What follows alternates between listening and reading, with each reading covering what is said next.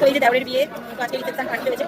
তো কি কি লাঞ্চ সরি কি কি আছে মেনুতে সেটাই তোমাদের কাছে দেখাচ্ছি আজকে। তো প্রথমেই আমাদেরকে দিয়ে দিয়েছে কিন্তু প্লেট, তার মধ্যে কিন্তু জোয়ান কাঠি সবটাই দেওয়া ছিল।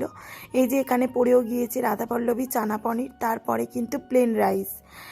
তো আর দিয়েছে এই যে দেখো ভেজ ডাল আর আলু ভাজা। তো আলু ভাজাটা একটু বেসন দিয়ে কায়দা করে ভাজা ছিল, বুঝলে তো, ওই যে দেখতেই পেলে কেমন লাঠি লাঠি মতো।